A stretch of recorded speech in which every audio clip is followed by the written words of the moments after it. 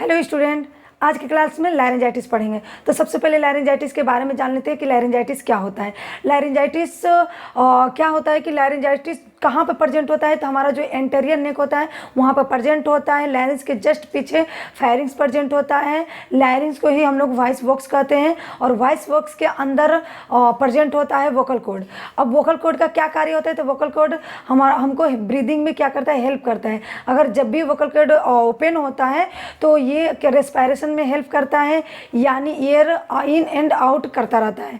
अगर ये क्लोज होता है तो हमको क्या करता है, स्पीकिंग में हेल्प करता है। यानी जब भी अगर ये क्लोज होगा तो हमको स्पीकिंग में कार्य करेगा, मदद करेगा, हेल्प करेगा। और जब ये ओपन होगा तो हमको ये रेस्पिरेशन में क्या करता है कि हेल्प करता है।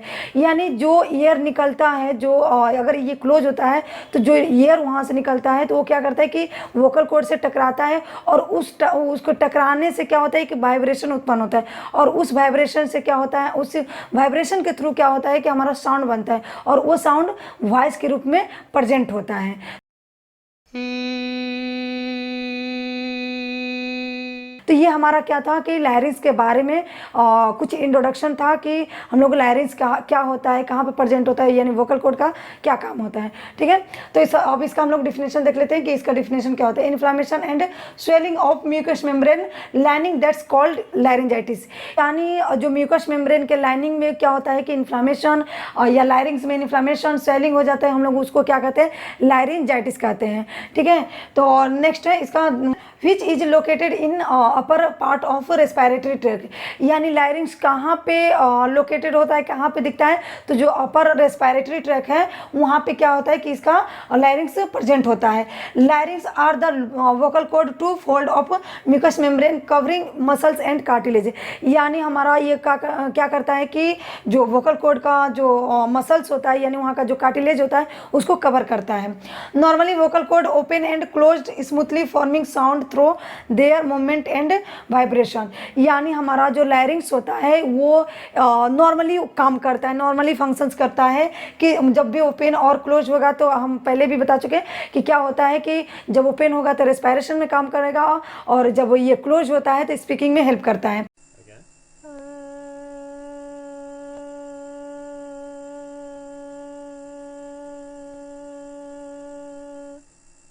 ठीक है, स्मूथली फॉर्मिंग करता है, साउंड देगा और थ्रो इसका मूवमेंट भी अच्छे ढंग से होता है और वाइब्रेशन भी उत्पन्न करता है। नेक्स्ट देखते हैं डिफिनेशन में। With laryngitis vocal cord becomes inflamed और irritation and swelled which result in distortion of voice और हॉर्नेस। यानी अगर जो इन्फ्लामेशन हो गया है, लैरिंग्स में इन्फ्लामेशन हो गया है, लैरिंजाइटिस हो गया है, तो उसमें क्या होता है कि वहाँ पे एक तो स्वेलिंग हो गया, इन्फ्लामेशन हो गया और उसके बाद क्या होता है कि डिस्टोरेशन ऑफ वॉइस और हॉर्नेस। यानी जो उसका साउंड होगा, जो आवाज़ होगा, वो क्या होगा कि ख़राब हो जाएगा और काफ़ी वीक और लो वो साउंड करेगा। ठीक है, यानी लैरिंजाइटिस का अगर देखा जाए इसका कि लैरिंजाइटिस क्यों हो रहा है या क्यों हो सकता है, तो इसका अलग अलग कारण होता है। अगर लाइक कोई व्यक्ति अगर ज़्यादा बोल रहा है या उसका ऑक्यूपेशन टीचिंग सिंगिंग अगर हो रहा है तो उस वजह से क्या होता है कि लैरिंजाइटिस होने का कारण हो सकता है। कोई व्यक्ति का क्या होता है कि ज़्यादा बोलने का भी आदत होता है, अगर ज़्यादा वोकल कॉर्ड का यूज कर रहा है तो उस व्यक्ति को क्या हो सकता है, लैरिंजाइटिस हो सकता है। ठीक है, नेक्स्ट है इसमें और लैरिंजाइटिस में भी एक्यूट और chronic most cases occur due to viral infection and are not serious. यानी ये क्या है कि एक्यूट भी हो सकता है, क्रोनिक भी, दोनों हो सकता है। मेन अगर केसेस इसका देखा जाए तो वायरल इन्फेक्शन होने के वजह से ही क्या होता है, लैरिंजाइटिस होता है। ये सीरियस कंडीशन नहीं होता है। काजेज में देखते हैं कि सबसे पहले फर्स्ट है एक्यूट लैरिंजाइटिस। टाइप्स में भी हम लोग एक्यूट लैरिंजाइटिस कह सकते हैं। तो एक्यूट लैरिंजाइटिस में क्या है, it is a temporary condition occurs for short period of time caused by.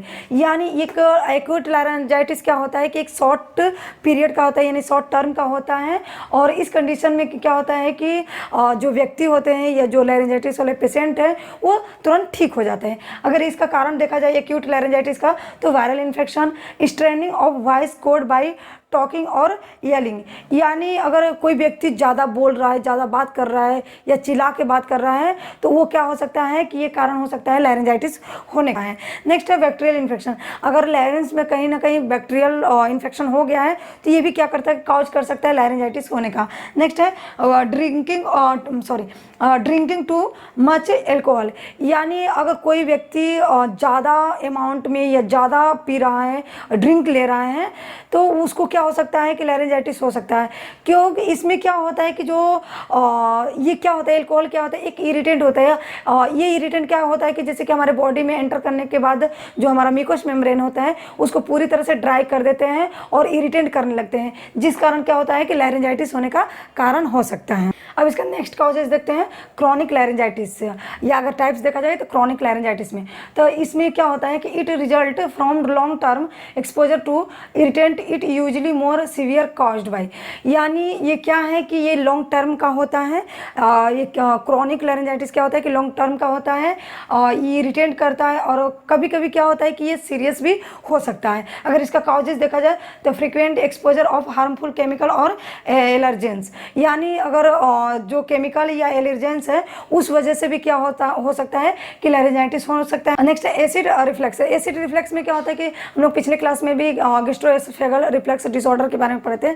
उसमें क्या होने लगा था कि जो एसिड है या जो एसीएल बन रहा है वो क्या होता है कि स्टमक में या लोअर से ना होकर वो क्या करता है एसोफेगल में जाने लगता है, यानी जो ये एसोफेगल और स्टमक के जो बीच का जो स्पंक्चर होता है वो क्या होता है कि अच्छे ढंग से अगर काम नहीं कर रहा है या लो काम कर रहा है, प्रॉपर रूप से वो उसका फंक्शन नहीं हो रहा है, तो उस कारण क्या होता है कि जो एचसीएल है, जो एसिड है, वो एसोफेगल में जाने लगता है, फ्लो करने लगता है। ठीक है, तो ये कारण बन सकता है हमारा लैरिंजाइटिस होने का।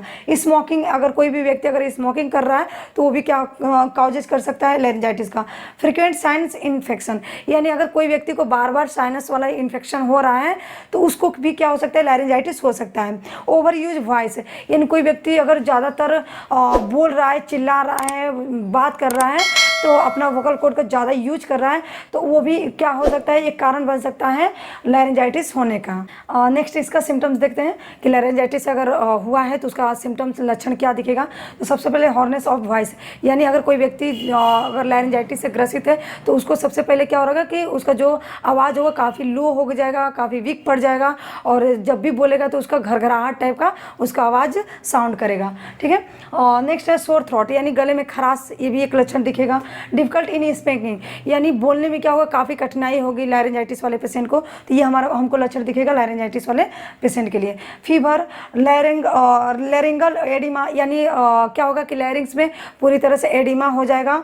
ड्राइनेस इन थ्रोट, गले का क्या होगा कि पूरी तरह से मतलब कि सूख जाएगा, ड्राई हो जाएगा, तो ये भी एक लक्षण दिखेगा लैरिंजाइटिस वाले पेशेंट के। मिलाइसिस, यानी जो पेशेंट लैरिंजाइटिस वाला होगा वो काफ़ी बेचैन रहेगा। ड्राई कफ भी जो होगा कि सूखे टाइप का वो पास आउट होगा। नेक्स्ट है कंप्लीट लॉस ऑफ वॉइस, यानी क्या होगा कि अगर क्रॉनिक में वो चला जाता है तो उसका क्या होगा कि जो वॉइस है कंप्लीटली क्या हो सकता है, बंद हो सकता है, जिसे हम लोग क्या कहते हैं, एपोनिया कहते हैं। नेक्स्ट है डायग्नोसिस, यानी लैरिंजाइटिस वाले पेशेंट का क्या क्या डायग्नोसिस होगा। तो सबसे पहले हम लोग क्या करते हैं, हिस्ट्री कलेक्शन करते हैं, फिजिकल एग्जामिनेशन, लैरिंगोस्कोपी, बायोप्सी और ब्लड टेस्ट, यानी ये हम लोग टोटल क्या करते हैं कि उसका जांच करते हैं। लैरिंगोस्कोपी में क्या होता है कि दूरबीन के माध्यम से उसको लैरिंग्स को देखा जाता है, चेक किया जाता है। बायोप्सी में क्या होता है कि ये जो लैरिंग्स के जो टिश्यूज है उनको निकाल के क्या किया जाता है कि उसका चेक किया जाता है, जाँच किया जाता है। ब्लड टेस्ट करेंगे। नेक्स्ट है इसमें कॉम्प्लिकेशन, यानी अगर लैरिंजाइटिस वाले पेशेंट के लिए कॉम्प्लिकेशन क्या हो सकता है, तो रेस्पिरेटरी डिजीज, यानी कोई भी पेशेंट को अगर लैरिंग्स में इन्फ्लेमेशन हुआ है या इन्फेक्शन हो गया है तो वो क्या होता है कि धीरे धीरे वो कॉम्प्लिकेशन पैदा करेगा और रेस्पिरेटरी डिजीज होने का चांस हो सकता है। नेक्स्ट है एपिग्लोटाइटिस, यानी इसमें क्या होता है कि ये लैरिंग्स के जस्ट ऊपर में ये प्रेजेंट होता है एपिग्लो। इसमें अगर पेशेंट को लैरिंजाइटिस हुआ है तो यहाँ पर भी इन्फ्लेमेशन हो सकता है। नेक्स्ट है मेडिकल ट्रीटमेंट। लैरिंजाइटिस वाले पेशेंट के लिए हम लोग क्या क्या ट्रीटमेंट देंगे, तो इसके बारे में हम लोग देखते हैं। एंटीबायोटिक्स, अगर कोई किसी पेशेंट को बैक्टीरियल इन्फेक्शन हुआ हो तो उसके लिए हम लोग एंटीबायोटिक्स प्रोवाइड करवाएंगे। नेक्स्ट है corticosteroid to treat inflammation and reduce swelling, यानी कोर्टिकोस्टेरॉइड ड्रग्स प्रोवाइड करवाएंगे किसके लिए, तो इन्फ्लेमेशन और स्वेलिंग को कम करने के लिए। नेक्स्ट है pain medication like ibuprofen to treat pain, यानी हम लोग एनाल्जेसिक टाइप्स का ऐसे ड्रग्स पेन के लिए देते हैं, जैसे कि हम लोग आइबुप्रोफेन जो ड्रग्स है उसको हम लोग प्रोवाइड करवाते हैं ताकि जो भी दर्द हो, पेन हो रहा हो, वो उसको क्या कर सके, कम कर सके। नेक्स्ट है voice therapy to reduce straining of vocal cord, इसके लिए हम लोग क्या करते हैं कि जो लैरिंजाइटिस वाले पेशेंट होते हैं उनके लिए हम लोग वॉइस थेरेपी देते हैं ताकि क्या हो कि जो उनका वोकल कॉर्ड में जो तनाव हो रहा है या बोलने में जो कठिनाई हो रही है उसको क्या कर सकते हैं, कम कर सके। स्टीम इनहेलेशन देंगे। नेक्स्ट है in the case of vocal cord paralysis phonosurgery, यानी अगर इन केस यदि वोकल कॉर्ड में पैरालिसिस हो गया तो उसके लिए एक सर्जरी है जो कि फोनो सर्जरी के नाम से जाना जाता है। ये सर्जरी हम लोग प्रोवाइड करवाते हैं या सर्जरी देते हैं किसके लिए, तो लैरिंजाइटिस वाले पेशेंट के लिए जो कि वोकल कॉर्ड में क्या हुआ है कि पैरालिसिस हुआ है। नेक्स्ट है नर्सिंग मैनेजमेंट, यानी लैरिंजाइटिस वाले पेशेंट के लिए हम लोग क्या क्या नर्सिंग मैनेजमेंट कर सकते हैं, तो इसके बारे में देखते हैं। Instruct the patient to avoid chemical and allergen, यानी पेशेंट के लिए हम लोग क्या करेंगे, उनको बताएंगे, उनको बोलेंगे कि आपको केमिकल और जो भी एलर्जन से अगर आपको प्रॉब्लम क्रिएट हो रहा है उससे क्या हो, आप दूरी रहें। ठीक है। Intake more amount of fluid, यानी पेशेंट को हम लोग ये भी बोलेंगे कि आप ज़्यादा अमाउंट में क्या कीजिए, पानी पीजिए और तरल पदार्थ लेने के लिए ज़्यादा कोशिश कीजिए। नेक्स्ट है instruct the patient to avoid smoking, smoking के लिए अवॉइड करने के लिए बोलेंगे कि स्मोकिंग नहीं करना है। ठीक है। नेक्स्ट है प्रोवाइड रेस्ट टू पेशेंट, यानी पेशेंट को ये भी सलाह देंगे, बताएंगे कि प्रॉपर रूप से क्या करना है, आपको बेड रेस्ट करना है। स्टीम इनहेलेशन के बारे में बताएंगे।